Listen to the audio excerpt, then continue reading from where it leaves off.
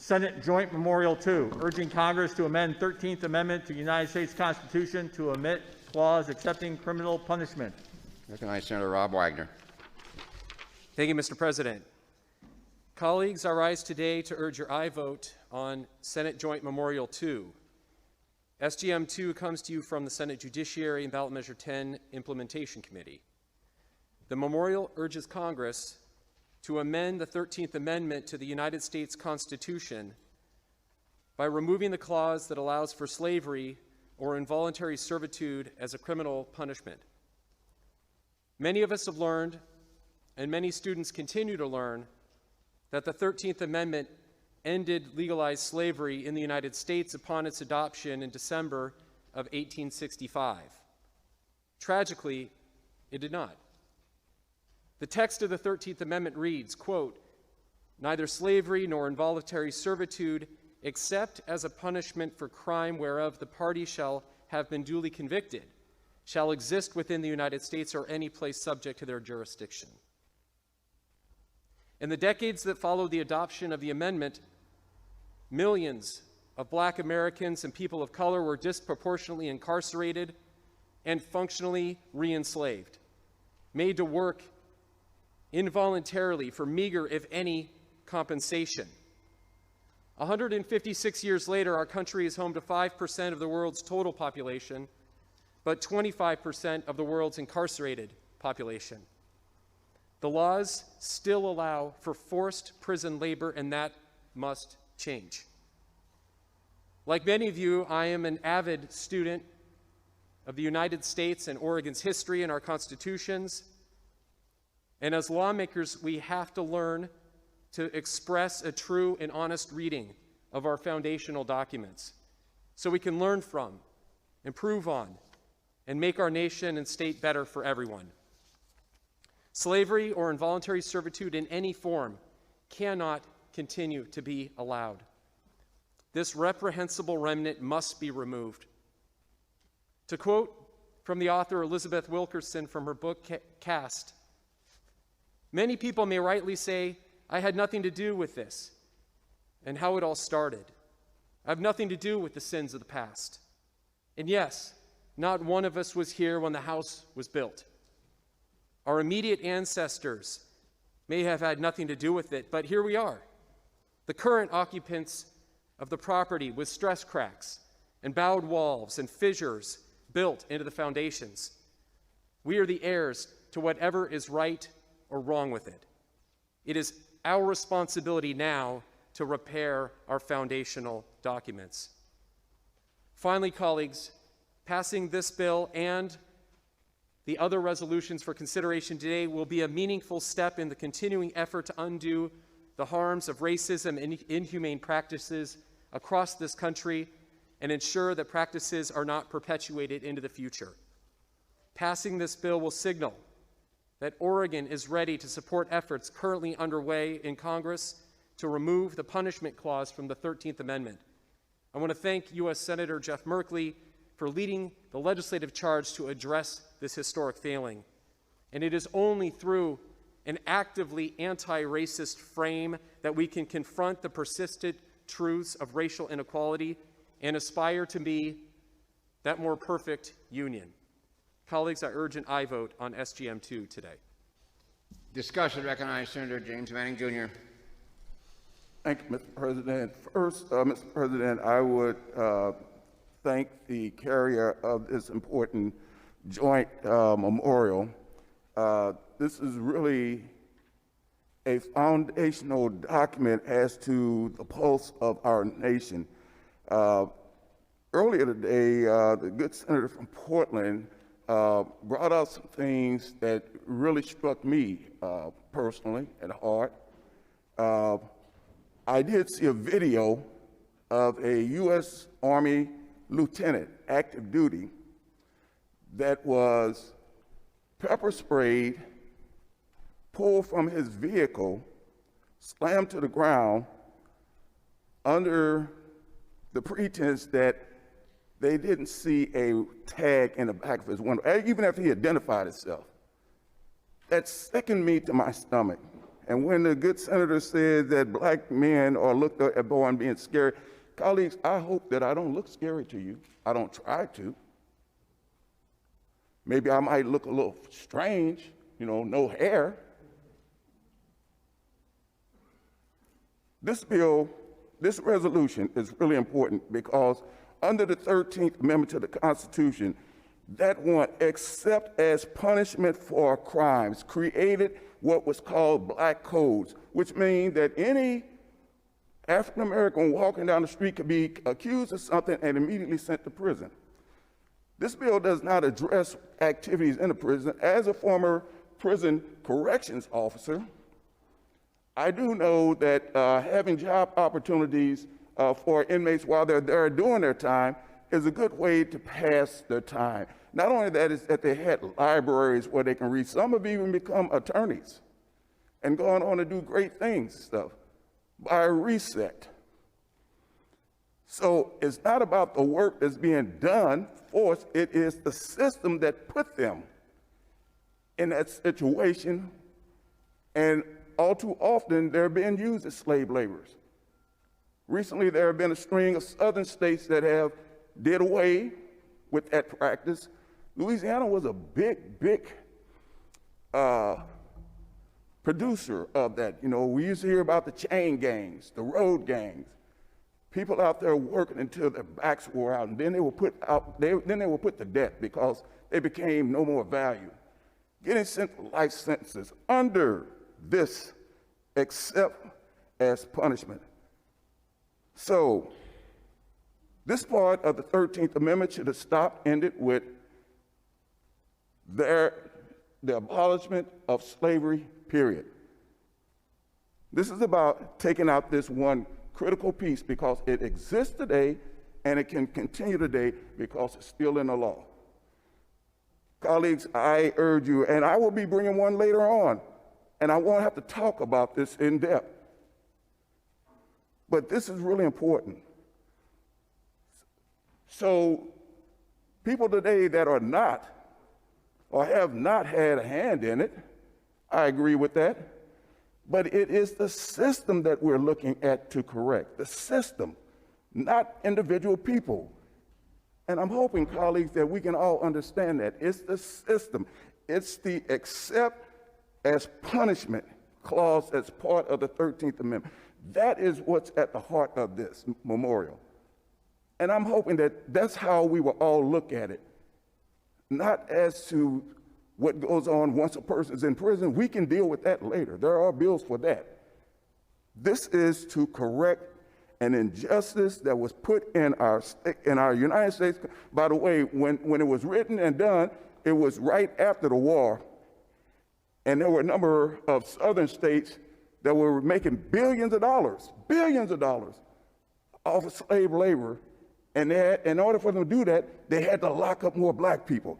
This is what this is about. Let's remove it. Thank you, Mr. President. Discussion? Senator Wagner, do you have a closing? Question now rises upon a third reading. The final passage is SJM 2. Those opinion bills have passed, please say aye. Those opposed, no. Clerk, please call the roll. Burdick. Dembro. Finley. Frederick. Gelser. Gerard. Golden. Gorsuch. Hansell. Hurd. Jama. Johnson. Kennemer. Knope. Lieber. Lithicum. Manning. Patterson. Przanski. Riley. Robinson. Steiner-Hayward. Taylor. Thatcher. Thompson. Wagner. Anderson. Byer. Boquist. President Courtney.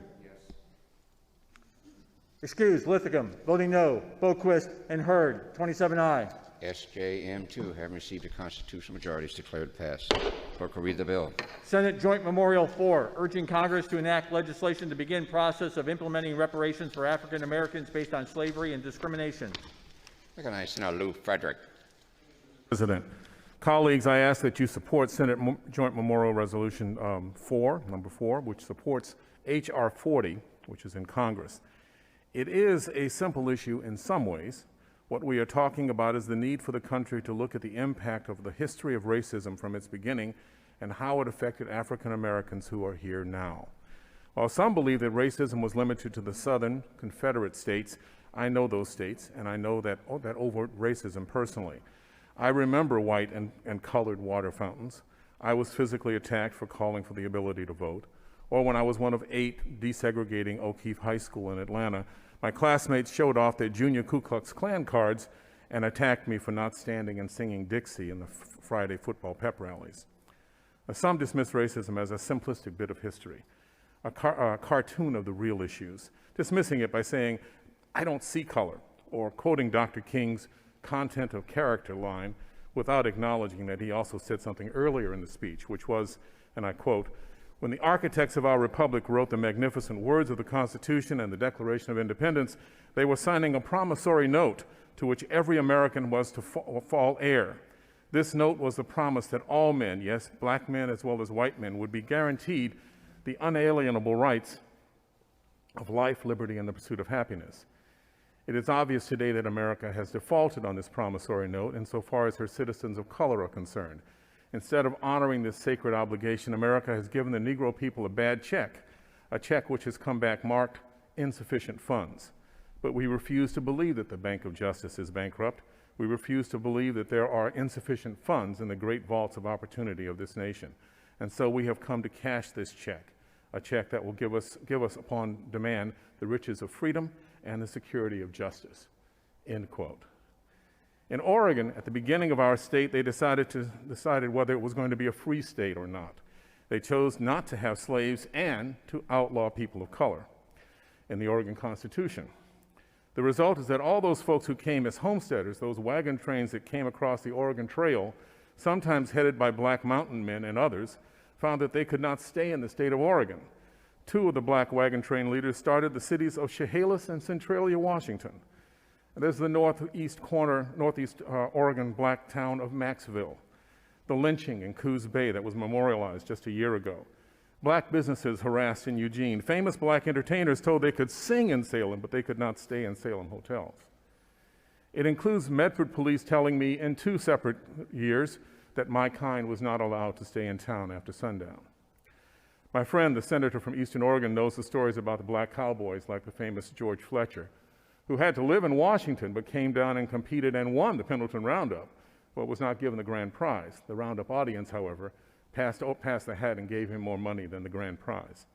There is story after story in my neighborhood of homes targeted and destroyed at what became the Memorial Coliseum. Families moved because predatory mortgage brokers pushed them out of their homes for several decades.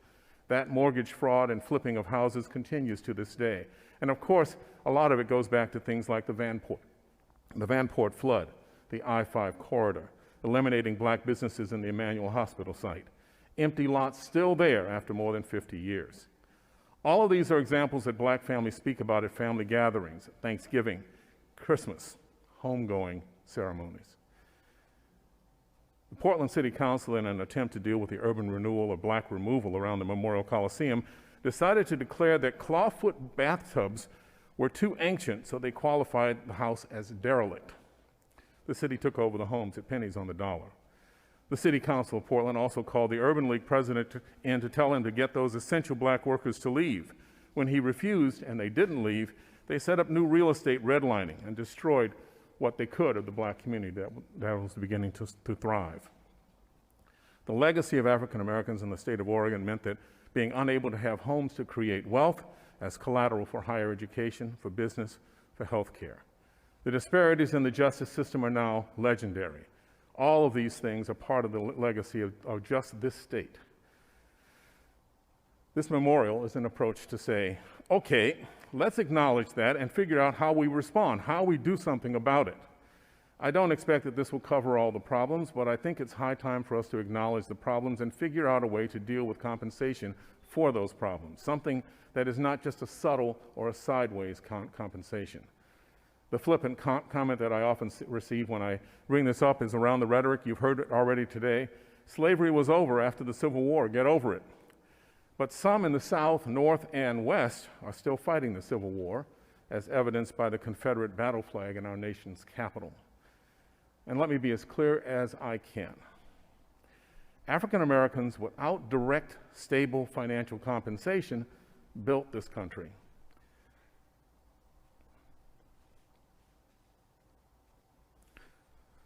The agriculture of the South, the buildings and economy of the North, the cowboys and buffalo soldiers of the West, the Kaiser shipyards of Vanport and the Liberty ships that helped win World War II. But nationally, they were left out of the GI Bill, the Homestead Act, and even minimum wage. Understand that as a community, as a country, we've been through this before. 40 acres and a mule reconstruction was a promise unkept. Like the treaties with native tribes, we as a country have finally acknowledged the loss of property and livelihood for our Japanese cousins. It is time we acknowledge that there is something that needs to be done in this situation. I ask that you consider this memorial to Congress. Let us at least call on Congress to have the conversation about what the problems are, rather than trying to ignore them or put them aside. Please vote yes on SJM 4. Thank you very much. Discussion. Senator James Manning, Jr. Thank you, Mr. President. Again, I would like to thank the carrier of the bill. I think, colleagues, we are here at a position now where we can start to undo things that were very harmful in our history, but yet have lingering effects even today. I received some emails when a few people became aware of this joint memorial, and they were very nasty. They were inflammatory, very colorful language, simply because we're asking to right a wrong, asking to right a wrong. And as the carrier said, that as notice of the Republican, the Confederate battle flag, which at the time it was directed by the general to take it home and store it, never to be revealed again. But here we are. It's still out there. And just by the mere thought that we will be introducing something to correct generations, not too far removed from where we are today. It was, the carrier spoke about 40 mules or 40 acres that never were realized by freed slaves. I just saw an article in the Associated Press that says that Congress is moving forward with a resolution that's going to be dealing with this to address, put together a commission to study reparations. I'm hoping that the study won't take too long, and I don't know how many African Americans would even qualify for reparations. The families have been severed, no records in so many places, and people have just been bouncing from one area to another, so I don't even know how that's going to work, but I do agree that we need to have the conversation. What I'm asking is to be open. Let's take a look at this. We've done it for everyone else, but there seemed to be a problem when we talk about people who look like me. Nobody else, everybody else, we can do that. These are bills that I said I wish I didn't have to bring. In this case, I wish the senator didn't have to bring this bill. I stand here with my heart hurting because here we are again. And colleagues, this is not the last one. That's what hurts so bad. It's not the last one. I'm hoping that my colleagues would join me with an aye vote. This is just to urge Congress to proceed on with the work that they've already done. They've already moved this resolution out of their chamber, according to the Associated Press today. where they were debating this, and they said that they went through hours and hours. It was first introduced, this is decades in the making. I think it was Representative John Conyers first introduced this in 1989. We're in 2021. No movement. Colleagues, I urge aye vote. Thank you. Discussion, Senator Steiner-Hayward. Thank you, Mr. President. Colleagues, this chamber has stood for a long time against wage theft. We have stood for a long time in support of overcoming centuries of systemic racism that have left people of color and African Americans in particular in intergenerational poverty and have prevented them from realizing the American dream that all of our families have every right to pursue, that every American has a right to pursue. Reparations sounds scary, and the good senator from District 7 is right. It will be tricky to figure out how to manage it and to make it happen. And there are people who will argue that it's too expensive and it's too complicated and it's too something else. And I want to point out that we lose more money every single day by the lost productivity, the lost opportunities that Black people across this country have faced for centuries due to systemic wage theft, due to systemic lack of ability to develop intergenerational wealth, due to ongoing living in intergenerational poverty. Reparations is something that must happen in this country, and it is a way, it is one of the ways, it's a piece of the puzzle of leveling the playing field, of getting people of color, Black people who are descendants of slaves, to a place where they too can realize the American dream in the ways that those of us who are born with light skin, white skin, have been able to do with much less difficulty for centuries.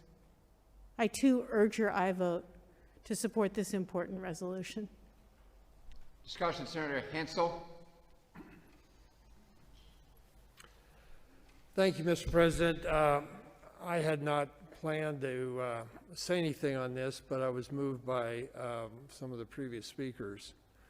I stand before you as a white person, obviously, white male, whose great-great-grandfather fought for the Union Army.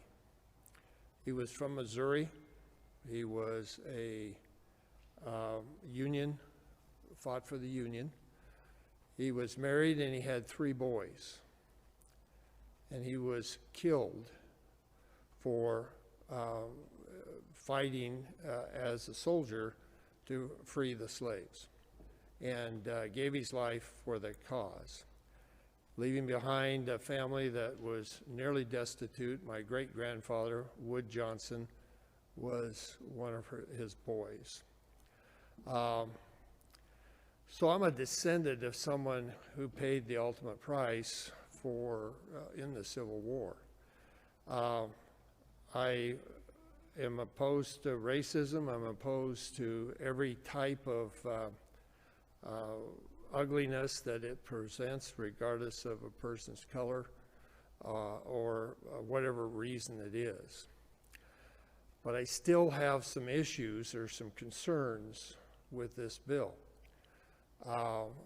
But I stand here saying that because of the way it was described as a study and a conversation, I'm 100% for that. So I will be a yes vote this morning, but I reserve the right to look at and determine whether or not I feel that the results of the study, results of it, is what I feel that I can support based upon how it comes out.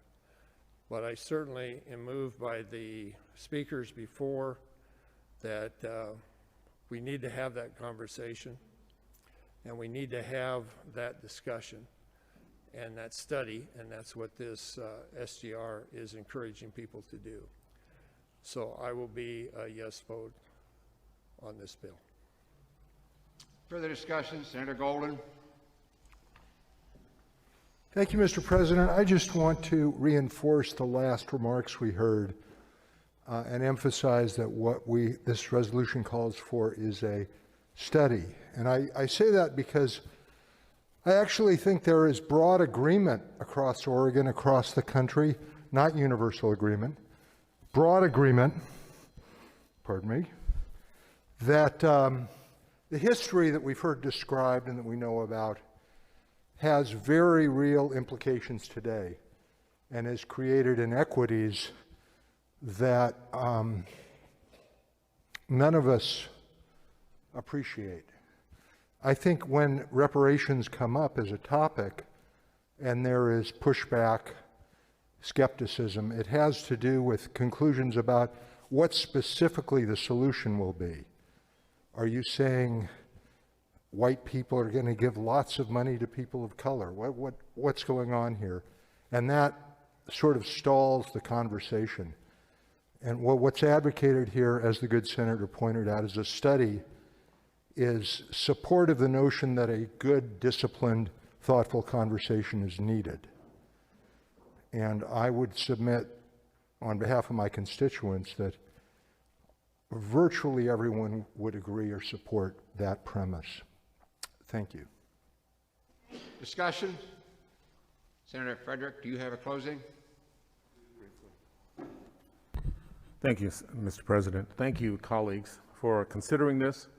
Obviously, I'd like for you to vote for it. I appreciate that. I also want to give some credit to somebody who's not here, not in the Capitol any longer. Tiffany Mitchell, state representative from the coast, came to me, and she and her staff did a remarkable amount of work, and came to me early on and said, would you mind introducing this? Would you mind introducing this, because we think that it's an important thing for all of us to talk about. So I want to congratulate her and talk with her and just say that it would not be here necessarily as well as it is because of the way that she put things together. So thank you very much, and I ask that you vote for Senate Joint Memorial 4 and say yes. Thank you. Question now rises upon a third reading and final passage of SJM 4. Those of the opinion the bill should pass, please say aye.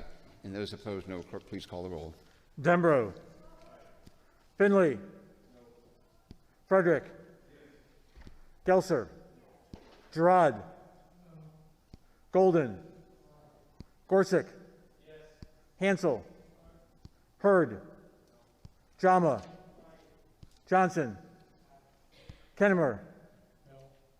Knope. Lieber. Lithicum. Manning. Patterson. Berzonsky.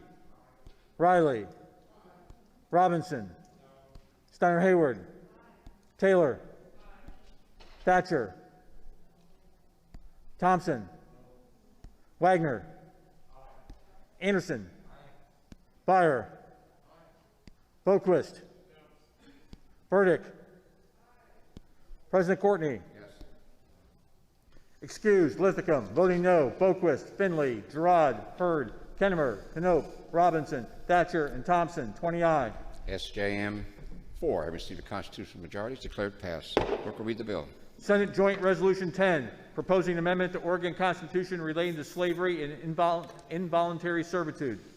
Senator Kennemer, for what purpose do you have your light on? Please file your vote explanation. Thank you. As a child of multiple generations of sharecropper paupers, I feel there are better ways to make up for the past, like removing barriers, more and better jobs, and increasing educational opportunities, among others. Thank you. Recognize Senator, wait a minute, should we read, would the clerk please read the bill, SJR 10, please?